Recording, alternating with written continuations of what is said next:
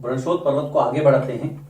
ब्रहंसोद पर्वत का जो ऊपर उठा हुआ भाग है, जो मैंने पिछले वीडियो में बताया था आपको, ब्रहंसोद पर्वत के ऊपर उठे भाग को उत्खंड, उत का मतलब उठा हुआ, खंड का मतलब भाग, उत्खंड, उत्खंड कहते हैं, जिसको इंग्लिश में हास्ट कहते हैं, हास्ट, तथा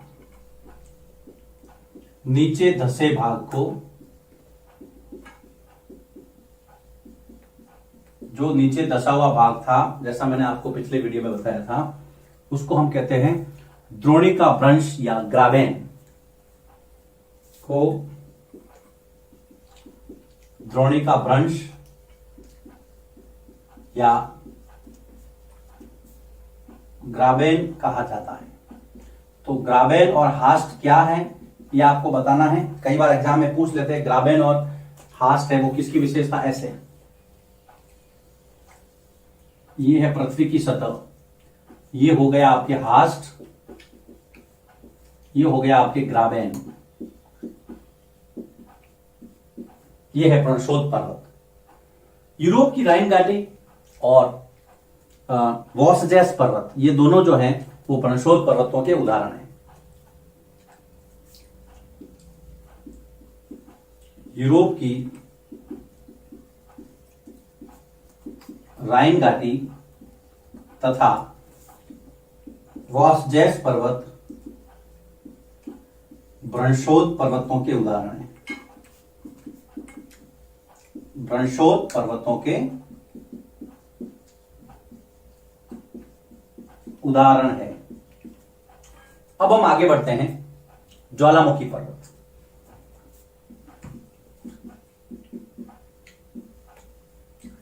ज्वालामुखी पर्वत, देखो बेटा, जब किसी भी पर्वत के या जमीन से, यहां से जो ज्वालामुखी निकलती है, लावा वगैरह ऐसे करके ये जो पदार्थ है वो यहाँ इकट्ठे होते जाते हैं, तो इस प्रकार का जो पर्वत बनता है वो बनते हैं ज्वालामुखी पर्वत।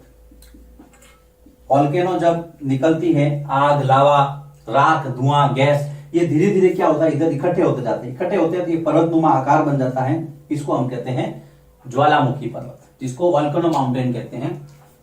ये ज्वालामुखी क्रियाओं से बनते हैं। ये ज्वालामुखी क्रियाओं से बनते हैं।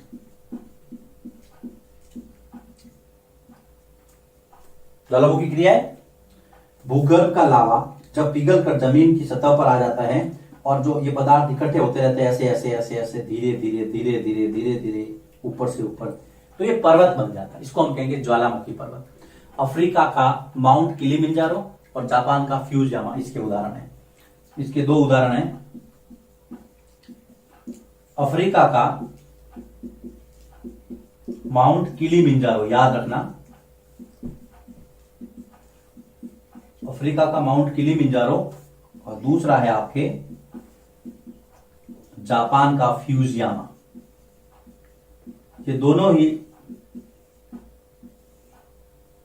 ज्वालामुखी पर्वतों के उदाहरण हैं। आपके पास यदि एटलस हो तो आप और भी बहुत सारे नाम पता कर सकते हैं। यहां पर दो दिए हैं, मैं आपको दोनों मैंने आपको बता दिए। तो ज्वालामुखी पर्वत हो गया, ब्रहंसोद हो गया, सबसे पहला था आपके वलित पर्वत हो गया। अब हम बात करेंगे पर्वतों के उपयोग क्या है। पर्वतों वाला टॉपिक जो है वो अंतिम दौर में है। पर्वतों के उपयोग हम सबको पता है, लेकिन एग्जाम में आ जाए तो हम लिखेंगे कैसे इसको। तो यहां पर हम इसको बिंदुवार सजाएंगे मतलब आपको समझाएंगे। तो देखिए, पर्वत जो है वो जल के संग्रहागार है। पानी होता है पर्वतों में, कैसे होता है बताता हूं मैं। पर्वत जल के संग्रहागार हैं।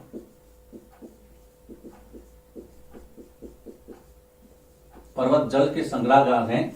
यहां स्थित जो बर्फ की नदियां होती है, हिमानियां, यहां स्थित हिमानियों से अनेक नदियां निकलती है, नदियों का उद्गम होता है, और यही नदियां मैदानों में आकर के बहुत सारे कामों के लिए इस्तेमाल होती हैं।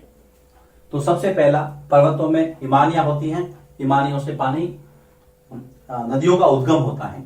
फिर नदियां जब मैदानी में आती है तो नदियों के जल का उपयोग सिंचाई और पन बिजली उत्पादन में होता है। लाइट बनती है, इलेक्ट्रिसिटी, नदियों के जल का उपयोग, नदियों के जल का उपयोग सिंचाई अर्थात इरिगेशन, नदियों के जल का उपयोग सिंचाई तथा पन बिजली उत्पादन, पन बिजली उत्पादन में होता है। आगे बढ़ते हैं। दो उपयोग हमने देखे। तीसरा उपयोग, नदियां, जो नदी घाटियां जो होती है, जो पर्वतों के बीच में से निकलती है, तो नदी घाटियां और वेदिकाएं खेती के लिए उपयुक्त है। नदी घाटियां और वेदिकाएं जो है कृषि उत्पादन में उपयुक्त होती हैं। नदी घाटियां व वेदिकाएं कृषि उत्पादन में उपयुक्त मतलब प्रयोग होती है।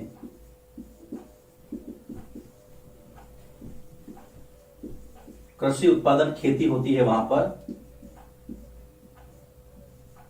देखो बेटा, जो पहाड़ होते हैं ना वो समतल नहीं होते, ये इस तरह से होते हैं मान लो। तो यहां पर क्या है कि लोग इसको थोड़ा सा समतल करके वेदिकाएं बनाते हैं ऐसे, और फिर यहां पर खेती करते हैं। इसको हम कहते हैं वेदिका, टेरेस फार्मिंग।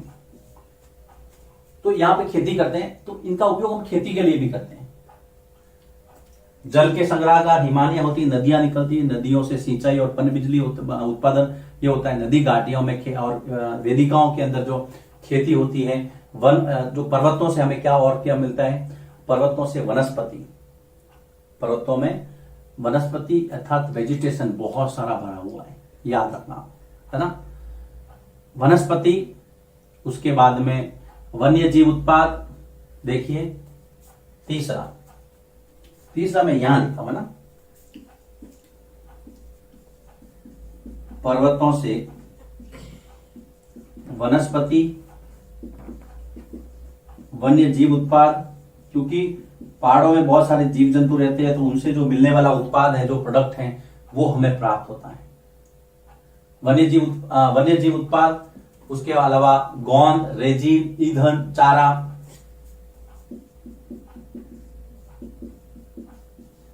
ये सारी वस्तुएं जो है हमें, ईंधन भी मिलता है, आदि प्राप्त होते हैं। पर्वत तो लोग घूमने के लिए बहुत जाते हैं, तो पर्वत पर्यटन को बढ़ावा देते हैं। सैलानी घूमने के लिए आते हैं, लोगों को रोजगार मिलता है। पर्वत पर्यटन को बढ़ावा देते हैं,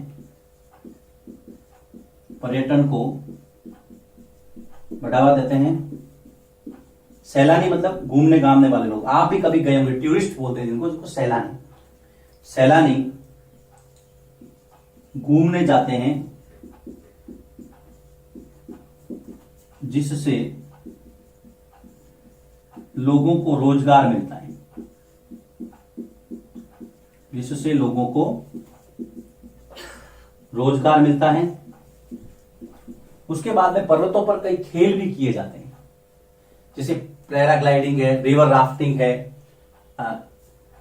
स्कीइंग है ना, पैराग्लाइडिंग, रिवर राफ्टिंग। पांचवा, पैराग्लाइडिंग, रिवर राफ्टिंग,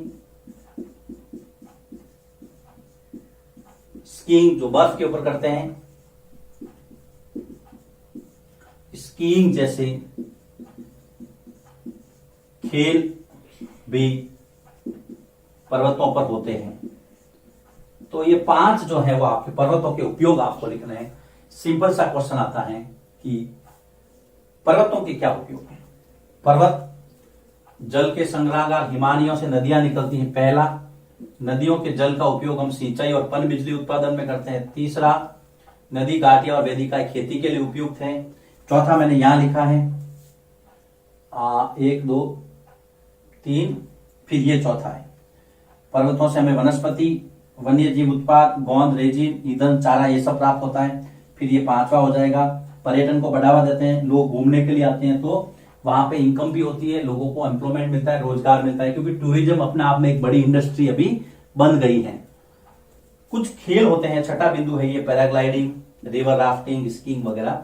तो ये है यहाँ पर पर्वतों के उपयोग, पर्वतों के प्रकार। ये वीडियो यहाँ पे समाप्त होता है। अगले वीडियो में मैं बात करता हूं पठारों के बारे में। प्लेट्यू माउंटेन पूरा हो गया, अब हम पठारों की बात करेंगे, पठार की विशेषताएं, और उसके बाद में मैदानी भाग। लिखिए इसको, फिर हम अगले वीडियो की तरफ मूव करते हैं।